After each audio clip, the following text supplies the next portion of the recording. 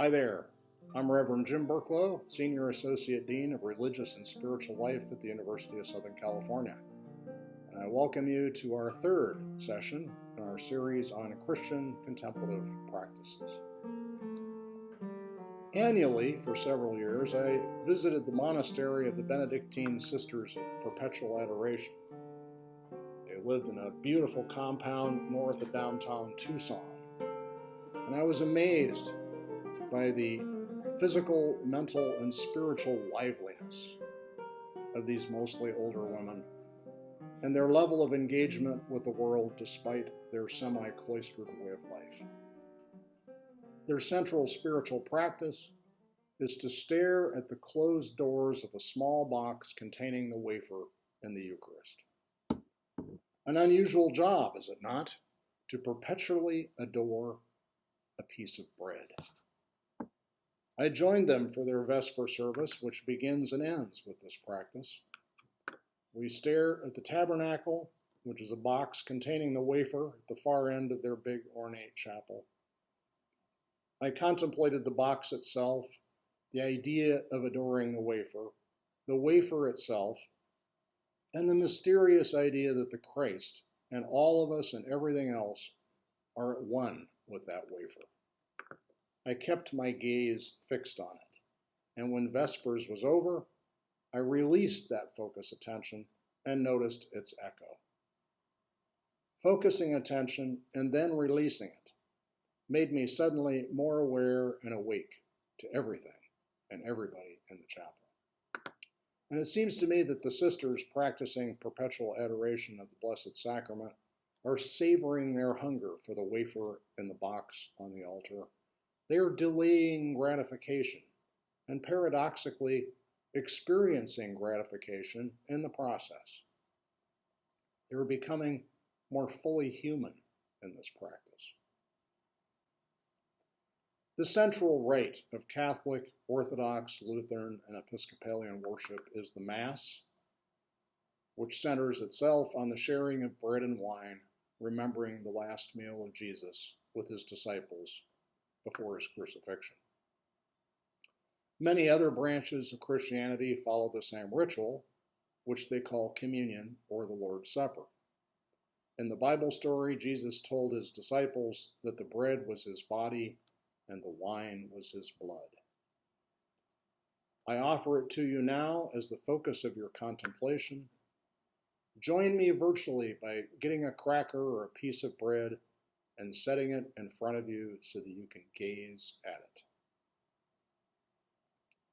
Gaze at it in a visio divina for several minutes of meditatio, then close your eyes and go into contemplatio. What echo or aftertaste emerges? Pause this video now, using this image for your focus, if you will, and then return after 10 minutes. Take the bread or the cracker and raise it before you and join me. This is the body of Christ. Take and eat. And close your eyes and attend to the experience of consuming the bread as you eat it. Pay attention to its taste, to its texture, to the way that it changes as you consume it. Pay attention to the way that the body of Christ becomes your body. All who practice contemplative Christianity are eremites. Eremia is the biblical Greek word for desert or uninhabited place. The places that eremites inhabit. The Old English word for the Latin eremia is hermit. In prayer, we find hermitage, whether in the outer or inner desert, a clean, quiet, uncluttered space where we can observe our experience clearly. Now, faith is a substance of things hoped for and the evidence of things not seen. This passage from Hebrews in the New Testament is another illustration of the via negativa. Faith is what's left when the visible, the definable, the comprehensible are dropped on the way up the desert mountain to meet God face to face. In contemplative practice, we observe each of these things, and without judgment or regret, we let them go one at a time. As did Jesus, we come to the desert at least as much for what is not there as for what is. Monastics of every religion are drawn to it. Moses encountered God in a bush on a desert mountain. The first theologians of Christianity were known as the Desert Fathers. In wilderness, they prayed, meditated, contemplated, uncluttering their hearts and minds in an uncluttered space. Muhammad went to a desert cave, and there he waited until the angel Gabriel dictated the Quran to him. Around the same time, Buddhist monks retreated to the mountainous deserts of Central Asia to meditate. The 20th century Trappist Catholic monk Thomas Merton wrote, "The Desert Fathers believed that the wilderness had been created as supremely valuable in the eyes of God precisely because it had no value to men. The desert was created simply to be itself, not to be transformed by men into something else. So too the mountain and the sea. The desert, therefore, is the logical dwelling place for the man who seeks to be nothing but himself."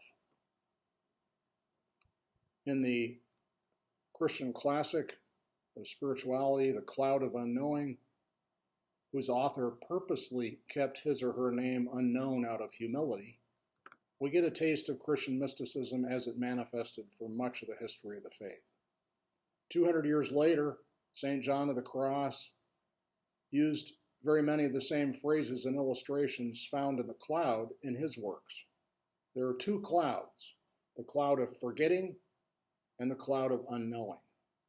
In meditative prayer, the seeker uses the apophatic method, the via negativa, to let go of all that gets in the way of the experience of God. All that is not God, all that obscures God, drops down into the cloud of forgetting. And then one aims upward, as the text says, "Let your longing relentlessly beat upon the cloud of unknowing that lies between you and your God. Pierce that cloud with the keen shaft of your love." One of the eremitic monks, the Desert Fathers of early Christianity, said, "What condemns us is not that our thoughts enter into us, but that we use them badly. Indeed, through our thoughts we can be shipwrecked, and through our thoughts we can be crowned." Christian prayer casts a net into the sea of our thoughts, catching them in a fine, strong net, pulling them into the shore of our consciousness for closer examination.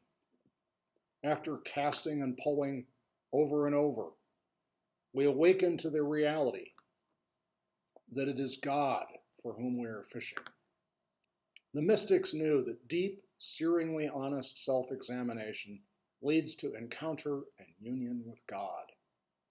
St. John of the Cross, in his Dark Night of the Soul, wrote that from this arid night there first of all comes self-knowledge, whence, as from a foundation, rises this other knowledge of God.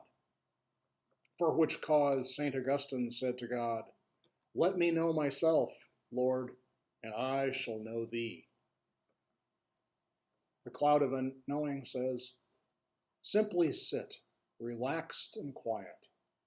Be careful in this work, and never strain your mind or imagination, for truly you will not succeed in this way. Leave these faculties at peace.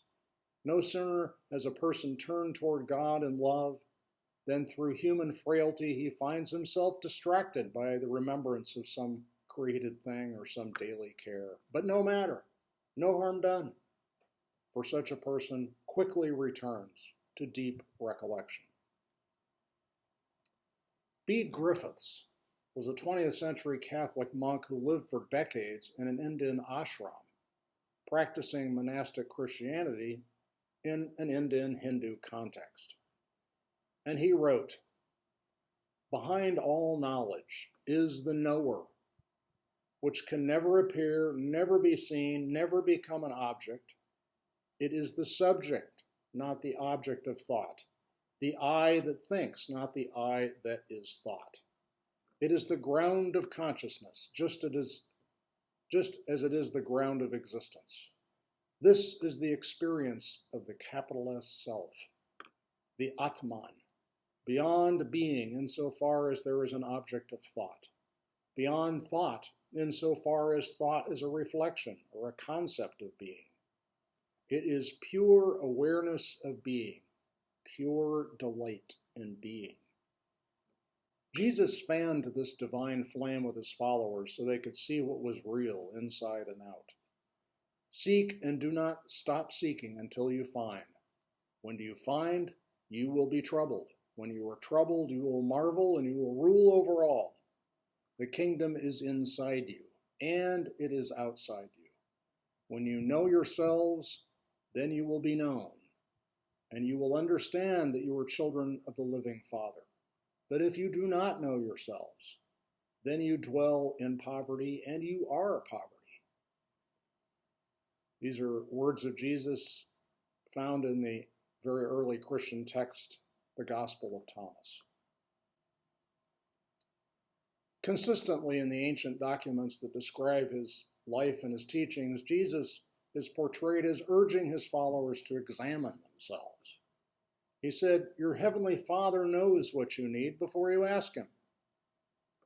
Jesus taught that your prayer and God's hearing of your prayer are one and the same. In one of the Odes of Solomon, which was an important hymn book used in early Christian churches, this phrase is found. "Look, the Lord is our mirror. Open your eyes and see your eyes in him." So here, in closing for our series on Christian contemplative practices, I'm going to offer 12 practices that can serve as warm-ups for contemplative prayer, steps on Guigo's ladder toward contemplatio, union with the divine. Number 1, mindfully observe your thoughts and feelings and urges. Close your eyes, stay quiet for at least 20 minutes, and observe what is going on in your mind and your body. What claims your attention? What emotions and bodily sensations do you feel? What ideas and plans and memories bubble up? Simply be present for your experiences like a trusted, caring friend without trying to judge or change what you observe. God is the one within you who observes it all with loving attentiveness and acceptance. Number 2, look at an everyday, unremarkable thing, anything at all, for several minutes until you notice something beautiful or impressive about it that you never saw before. That out-of-ego moment of wonder is an experience of God. Number 3, look at another everyday unremarkable thing for several minutes, very closely and very intently, and then release your attention to it and notice what you experience.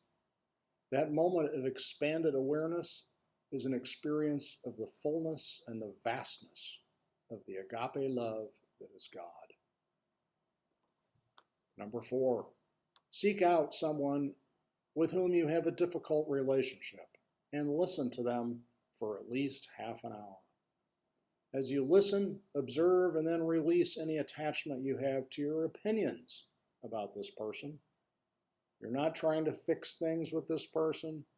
You're not trying to be this person's best friend. You're just there to pay close attention to them.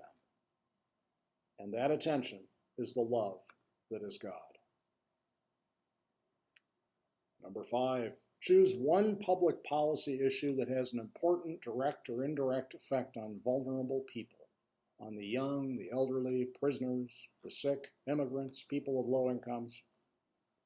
You probably don't have time to go deeply into every issue, so just pick one.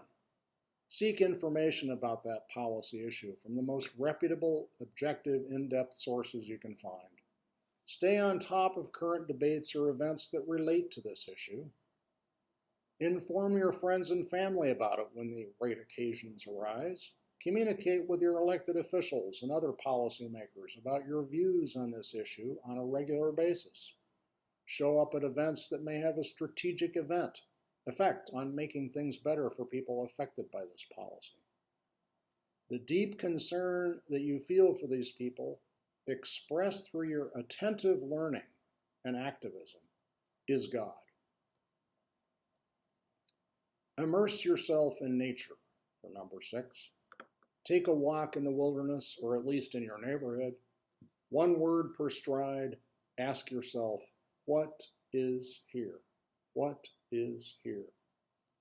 Over and over until you begin to feel present in the moment, noticing and attending to all that is around and within you, instant by instant, item by item. The moment you can say, I am here as you walk. You have arrived at the I, who is God. Number 7, watch a small child play. Observe the child trying to do something that he or she cannot yet accomplish. Observe your urge to help the child do the task, and then let go of that urge. Let the child know that you're there, paying attention, but don't intervene in the play until and if you sense a clear invitation from the child to do so. Open yourself to imagining what the child is thinking and sensing, and begin to play with the child in the way that the child is playing. The moment you give up your adult perspective and take on the child's perspective in playing, you are playing with God. Number 8, draw a picture. Then look at the picture. Observe what's there, but also observe your reactions to the picture. Do you judge it somehow? Do you have opinions about it? Do you wish it were different? Notice these experiences as you look at the picture. Then draw another picture slowly and do the same thing as you were drawing it, noticing your feelings and opinions about it as you go. Look at the finished picture and again observe your reactions to it. Do it again and again until you feel liberated from your own opinions about your own drawings, and simply enjoy the process of drawing and looking at what you have drawn. When that happens, you have drawn a picture of God. Number 9, go to a house of worship of any faith and sit and listen to the liturgy or prayers. Instead of focusing on the words being said or sung, or on their meanings, focus intently on the silences between the words and the sounds. Notice and savor as many moments of quiet, some very short, some others longer, as you can. Let the silences become the source of meaning for the sounds in the worship service. When you are enthralled by the sound of sheer silence, you are hearing God.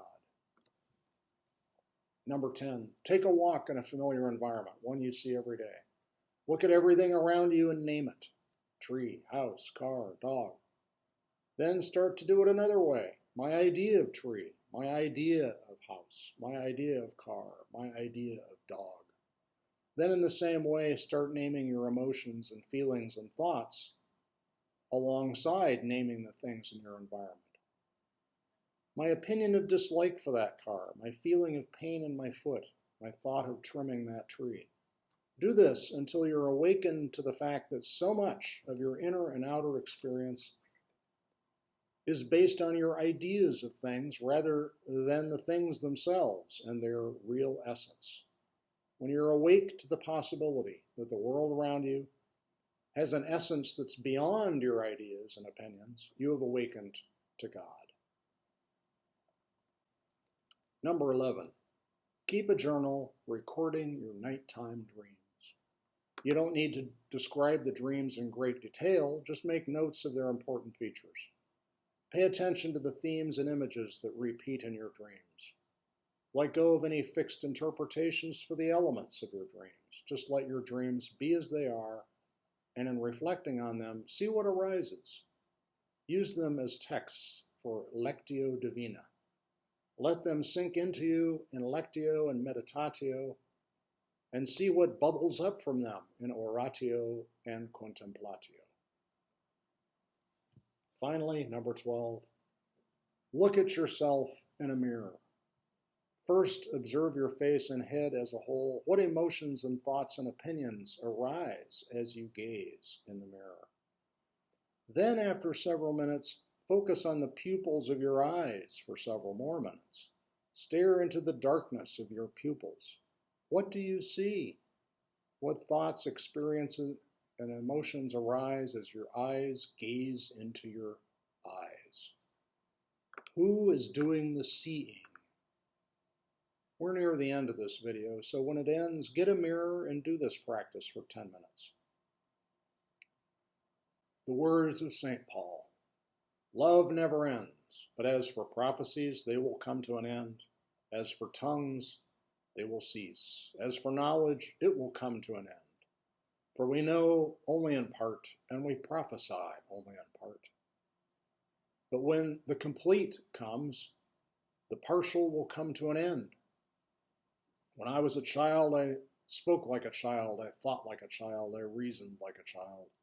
When I became an adult, I put an end to childish ways. For now we see in a mirror dimly, but then we will see face to face. Now I know only in part, then I will know fully, even as I have been fully known.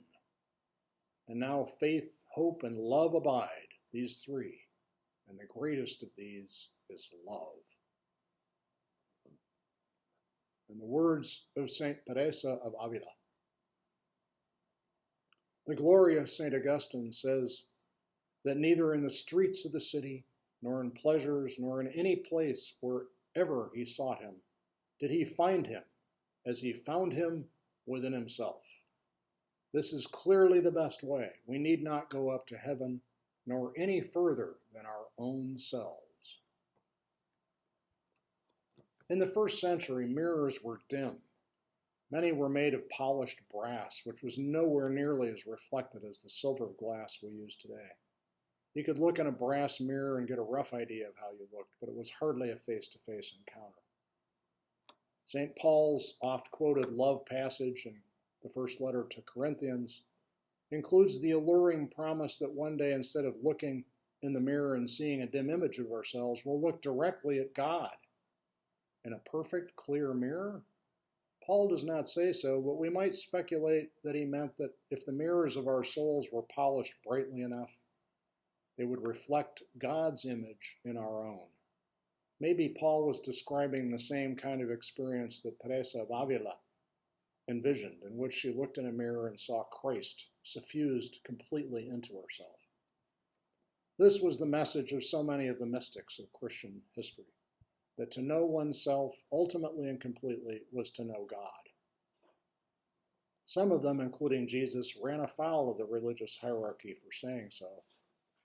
It sounded dangerously like heresy to suggest that you could experience God directly within yourself without the intervention of religious authorities.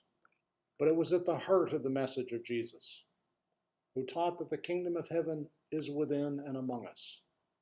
It was the message of St. Paul as well. Mira que te mira, mira que te mira, mira que te mira, mírale. Mira que te mira, mira que te mira, mira que te mira, mírale.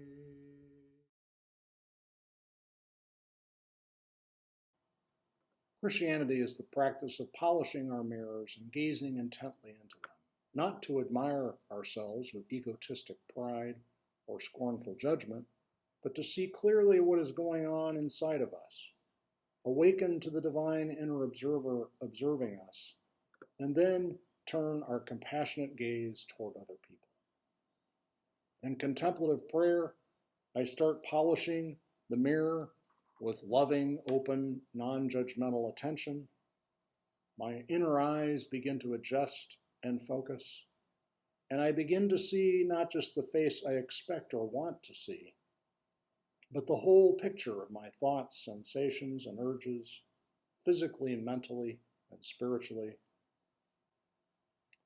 Behind the eyes that appear in the mirror, I become aware of the one who is doing the watching. And then we begin to see